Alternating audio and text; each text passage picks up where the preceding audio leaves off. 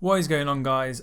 This is another little talky one. I did this before the Monaco Grand Prix where I talked about the new Mclaren Gulf livery, but I just wanted to keep this up. We're going towards Baku, which is Daniel Ricciardo's, it's one of his best tracks. And I thought, why not make a video talking about Daniel Ricciardo so far. His performances at Baku, you either get this one is number one, or you get this one. Yeah, we all remember that. Bit of a shocker.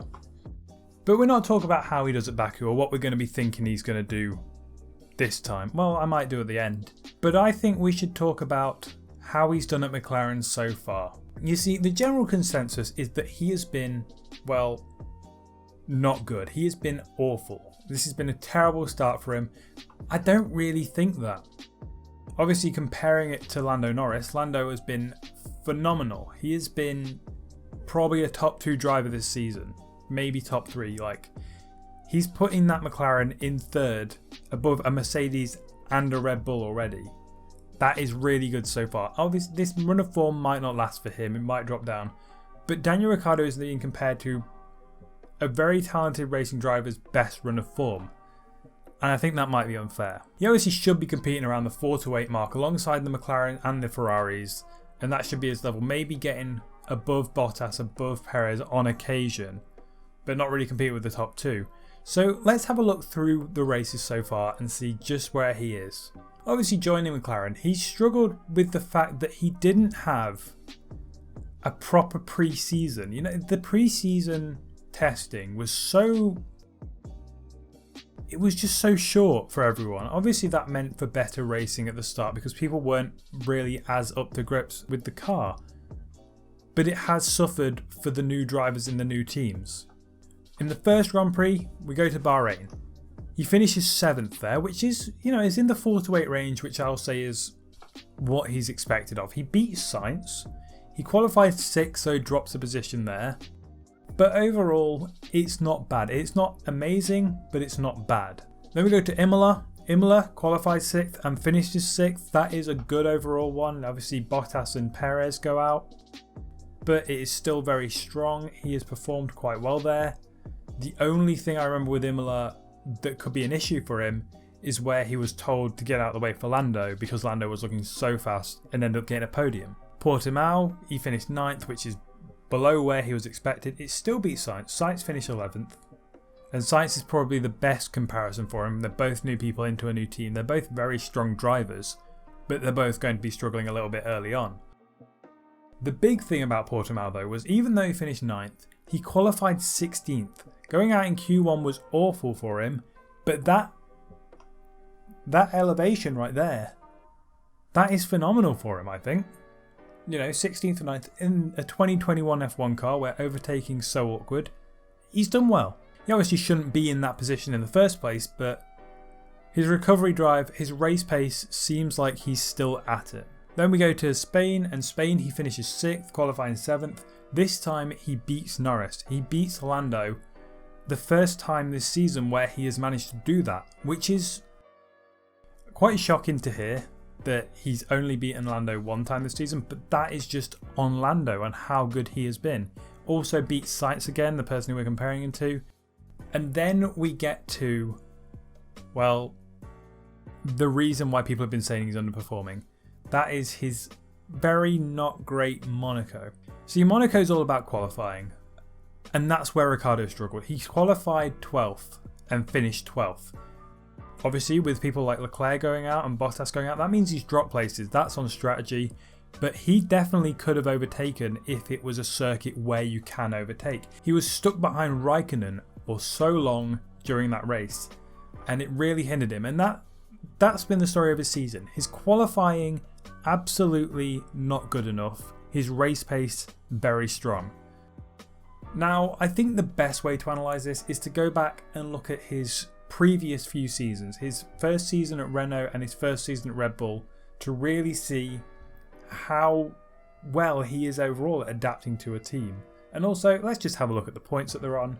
Daniel Ricciardo, he sits in 8th right now on 24 points. Carlos Sainz, 14 ahead of him in 7th. that's mainly thanks to that Monaco second place that really pushed him up. Otherwise, he would still be behind Ricciardo, I think, or around the same points. And Lando clear on 56 in third. But Lando is one of the best drivers right now in terms of form. I'm not going to say overall, but in terms of form, he is one of the best. So let's compare the first 5 races at Renault for a start. Renault, he was alongside Nico Hülkenberg in his first season, and when they started off, after 5 races, both were on 6 points. Being equal to Hülkenberg, that's alright. I mean, it's not great. Hülkenberg's not renowned to be an amazing racer. But let's compare qualification and the race comparisons. In the race, Hülkenberg beats Ricciardo 3-2. But Ricciardo does have 3 retirements and Hülkenberg 2 retirements there. And in the qualifying, Ricciardo wins 4-1. He seemed to have qualifying down very early, but not be able to produce it as much in the race. And the conclusion for this, well, Renault makes shit cars. I think that is the conclusion there. They seem to not stay together that season. Also, he's on the same points as someone who can't even get an F1 seat now. I would personally say that's not a good start for him compared to the level that he's meant to be at. Now, going on to Red Bull, Ricciardo comes into a championship winning team with alongside championship 4-time winner Sebastian Vettel, and has to perform, going straight from Toro Rosso up there. That is a very hard task, and this is where he's nailed it. After the first 5 races, Ricciardo is on 39 points and Vettel is on 45. That is very close between a very young driver who's just come up through Toro Rosso and the 4-time championship winner. That is, it's like this close. That's what it is. And he showed that that's very strong, where he beat Vettel in 3 races compared to 1 in the first 5, and 4 qualifiers compared to 1 with Vettel. That's very, very good. He also had a disqualification and a DNF in those first 5 races and still scored that 39 points. And I think what we can conclude from this is that Daniel Ricciardo is a very, very good driver. He adapted so well into that Red Bull really quickly. But maybe that's because of the Toro Rosso seat. He didn't seem to adapt very well for Renault, and he didn't seem to adapt very well for McLaren so far. But we give him time, and I think we will see his improvement. Also, Vettel for that first season, I'm not going to say that that was a slight on him.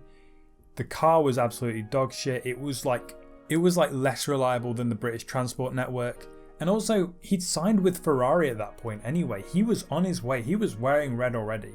To conclude with this, yes, he's done not as well as he'd hope, but he isn't as bad as he's expecting. And that can all change. One very strong result, one podium can really push him up there.